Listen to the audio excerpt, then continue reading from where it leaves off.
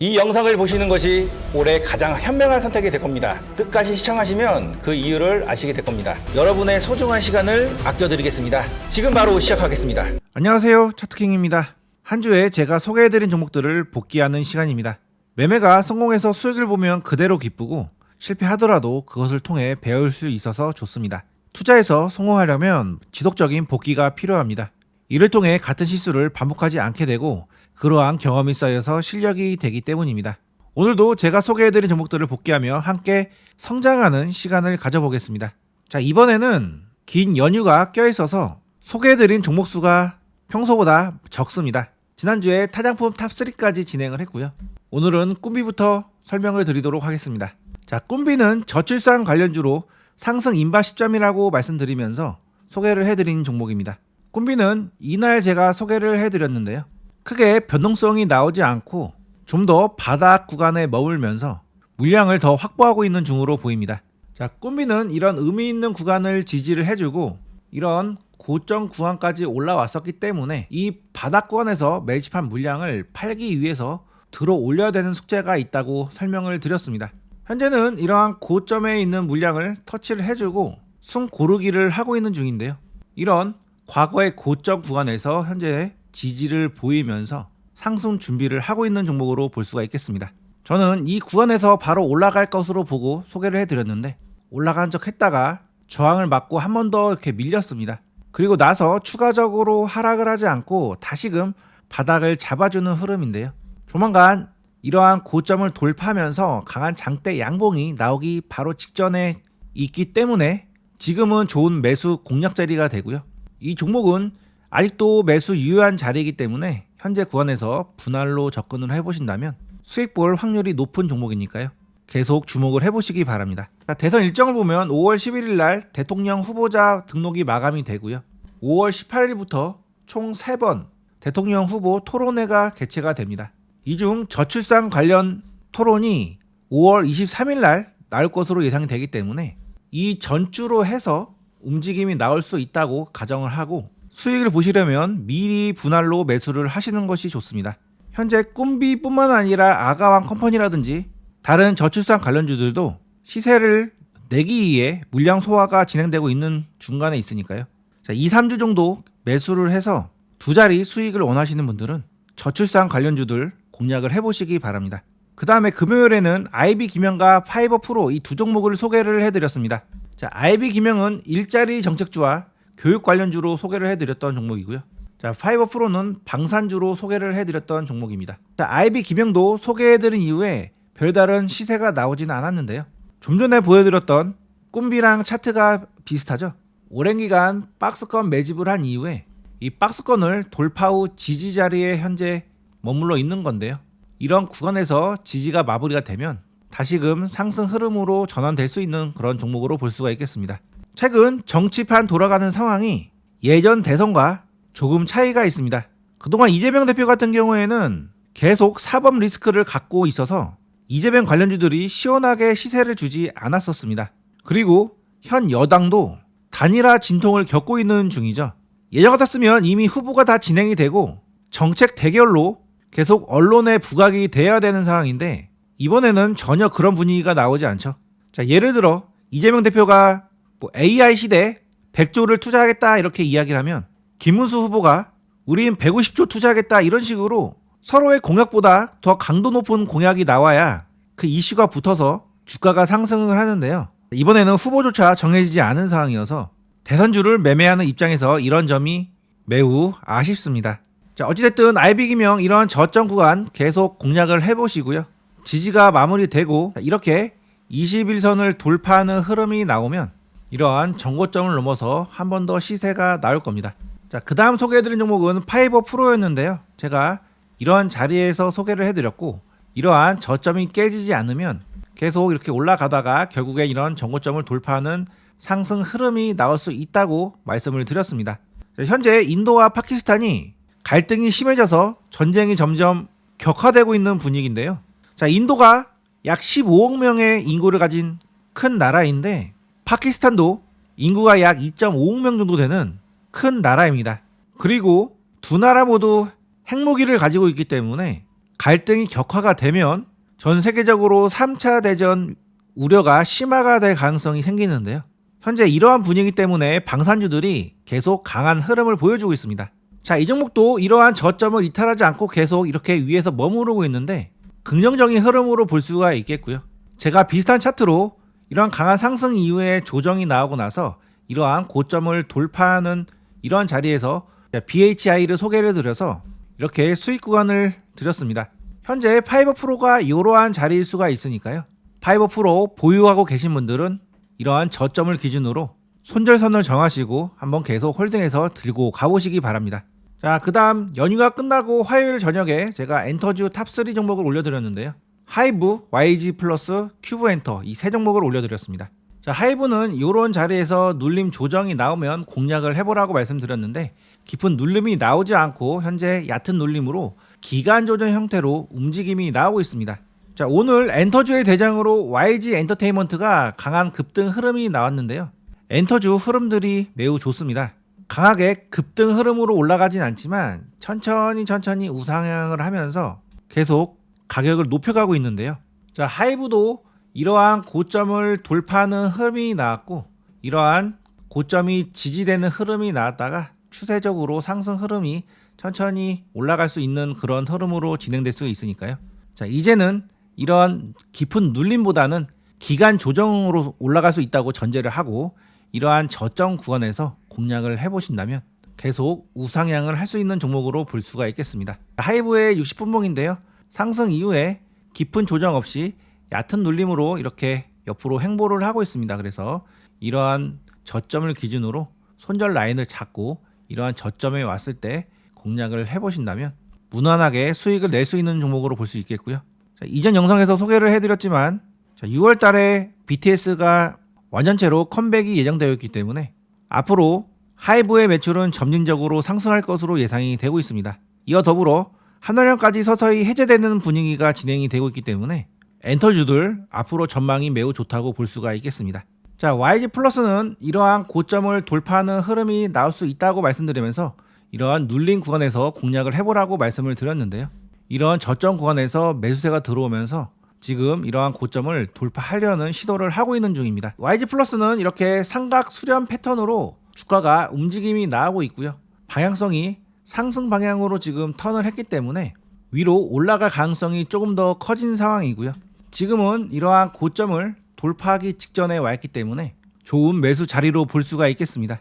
자, 이 종목의 분봉 흐름을 본다면 이러한 고점을 계속 여러 번 돌파하기 위해서 시도를 했었는데요. 이번에 돌파를 하려고 하고 있는 중이죠. 지금 녹화 중에 돌파해서 강하게 올라갈 수도 있고요.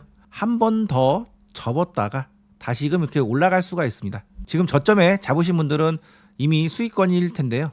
그분들은 이런 저점을 기준으로 손절 라인을 잡고 계속 홀딩을 해보시면 되겠고요.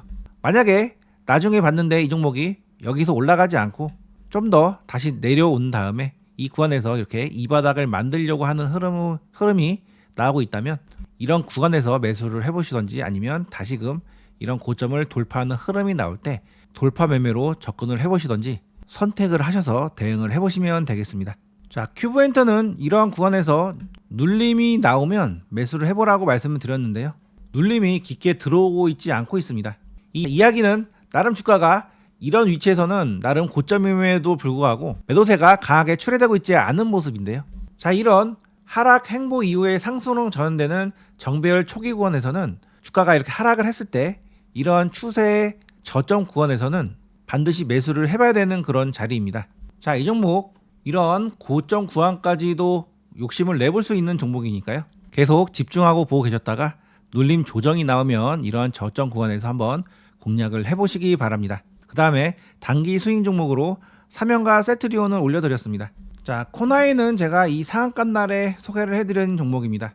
그리고 그 이전에는 이러한 저점 구간에서도 소개를 해드렸던 종목인데요. 자, 이 음봉이 악재를 동반한 음봉인데 주가의 위치를 보면 매우 높은 구간이죠. 높은 구간에서는 비싸게 팔아먹어야 되고 호재를 이용해서 팔아먹어야 되는데 이 구간에서 악재를 내보냈다는 것은 악재를 이용한 매집일 가능성이 있다고 말씀드리면서 소개를 해드렸던 종목입니다. 이렇게 움직인 이후에 주가가 올라갔기 때문에 이 구간은 악재를 이용한 매집 구간인 것이 확인이 된 상황이고요. 이 구간이 매집 구간이라면 아직 시세가 많이 나오지 않았기 때문에 추가적으로 더 올라갈 수 있는 종목이다라고 설명을 드리면서 이 장대 양봉의 중심 부근에서 한번 공략을 해보라고 말씀을 드렸던 종목입니다. 그 이후에 전고점을 살짝 돌파를 했다가 현재 이틀 동안 조정을 보이고 있는 중인데요. 자, 분봉으로 좀 더 세밀하게 본다면 이런 장대봉이 나오고 나서 아직 중심까지 내려오지 않은 상태입니다. 따라서 좀 더 눌림 조정이 필요한 상황이고요. 아직 이러한 고가권의 물량을 많이 소화를 하지 않았기 때문에 이러한 절반 구간보다 좀 더 밑에까지 빠졌다가 크게 돌아서 이렇게 올라갈 가능성도 있는 상황입니다. 따라서 이러한 중심 부근이나 좀 밑에 구간에서 분할로 공략을 해본다고 생각으로 매수를 해보시거나 아니면 이렇게 하락했다가 다시 올라갈 때 이러한 고점을 넘어설 때 돌파 매매로 접근을 해보시거나 본인 성향에 맞는 매수 구간을 정해서 접근을 해보시면 되겠습니다. 이렇게 주가가 올라간 다음에 조정이 돌아왔을 때는 미리 매수를 하시면 다칩니다. 충분히 조정이 나왔을 때 그럴 때 저점에서 공략을 하셔야지 조금 눌림 나왔다고 이런 데서 매수를 하시면 크게 손실을 보실 수가 있는 상황이니까요. 매수는 충분히 눌렸을 때 그리고 항상 분할로 접근을 해보시기 바랍니다. 자, 서울옥션은 이러한 박스권을 돌파하는 흐름이 나와서 이 양목날 소개를 해드렸고요. 눌림 조정이 나왔을 때 공략을 해보라고 말씀을 드린 종목입니다. 자, 분봉으로 좀 더 디테일하게 보면은 요 양목날에 소개를 해드린 건데요. 이 양목날에 조정이 일어나면은 이런 장대봉의 중심 부근이나 뭐 하단부 또는 상단부에서 공략을 해볼 수가 있겠는데요. 이 종목은 이 구간에서 지지가 나온 다음에 이렇게 짧게나마 시세가 나왔다가 밀렸습니다. 자, 기대했던 흐름은 장대 양봉 이후에 조정이 나오고 강한 상승 흐름을 기대했는데 기대했던 흐름보다 약한 상승만 주고 이렇게 하락을 했죠. 자, 이럴 때는 욕심을 내지 말고 본인이 매수한 단가가 이런 저점 라인이라면 그런 구간이 깨졌을 때는 일단은 정리를 하고 나오시는 것이 좋습니다. 자, 파동 관점으로 본다면 1차 상승 파동이 강한 흐름이 나왔죠. 그 이후에 조정이 나온 다음에 3차 상승 파동도 1차보다는 아니지만 그래도 강하게 나왔습니다. 그런데 조정 4파 이후에 마지막 5파가 이렇게 짧게 나오게 된 거죠. 어찌됐든 마지막 5파가 강하게 나오는 파동이었으면 강하게 이러한 길이만큼은 적어도 만들어 주면서 상승을 해줬어야 되는데 그렇지 않고 이렇게 짧은 상승만으로 고점을 돌파한 척 했다가 하락을 했기 때문에 앞으로 조정이 좀 더 깊어질 수가 있습니다. 자, 하지만 이 종목 이러한 매집을 진행하고 나서 시세가 나온 거고 아직 시세가 강하게 나오지 않은 상태이기 때문에 결국은 시세가 나올 겁니다. 단 지금 안 나왔을 뿐이지 나중에 조정 이후에 주가가 다시 바닥을 잡고 크게 돌아서 이렇게 올라갈 가능성도 있는 상황이니까요. 이 구간에서 내가 예상했던 그런 강한 흐름이 나오지 않는다 하더라도 일단은 후퇴를 하고 나서 좀 더 깊은 눌림이 나오기를 기다리고 있다가 이런 저점권에서 매수를 해보신다면 결국은 이 종목 다시금 상승할 수 있는 종목이니까요.